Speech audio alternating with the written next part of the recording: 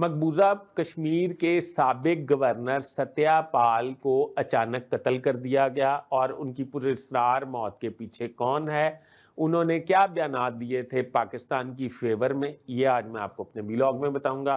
बराए मेहरबानी मेरा चैनल सब्सक्राइब कर लीजिए, बेल आइकन के बटन को दबा दीजिए, मैं आपका बड़ा मशकूर रहूँगा और अपने कमेंट्स में मुझे ज़रूर रहनुमाई फरमाइएगा।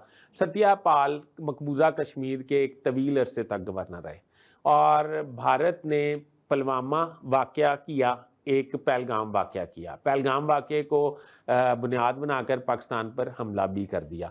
पुलवामा में जो वाक़या हुआ और पहलगाम में जो वाक़या हुआ, इसके हवाले से सत्यापाल कुछ अरसे पहले ये बोल पड़े और मोदी हुकूमत और उनकी इंटेलिजेंस एजेंसी रा के हवाले से उन्होंने ये बयानात देने शुरू कर दिए कि ये मोदी और रा का आपस का मंसूबा था जो पाकिस्तान पर डालने की कोशिश की गई।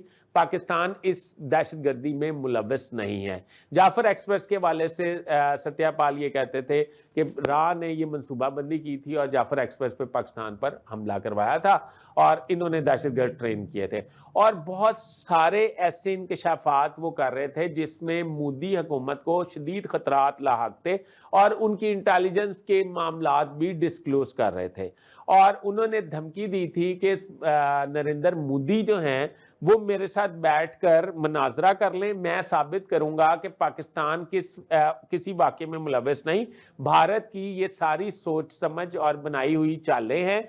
जिस पे अचानक सुबह ये हुआ कि सत्यापाल जो हैं वो अपने कमरे में मुर्दा पाए गए।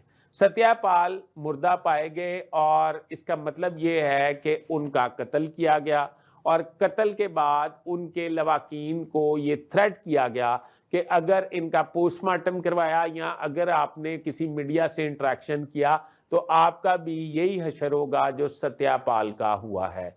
अब भारत ने आप अपने शहरियों या अपने साबिक सियासतदानों और गवर्नर के मतलब मनसब पर रहने वाले लोगों के साथ भी ऐसा नारवा सलूक करना शुरू कर दिया है। तो आप ये सोचें कि आम मुसलमानों के साथ और अकलीतों के साथ वो कैसा सलूक रवा रखते होंगे। अभी तक के लिए इतना ही। अपने होस्ट फैसल हदीस भट्ट को इजाज़त दीजिए। अल्लाह हाफ़िज़।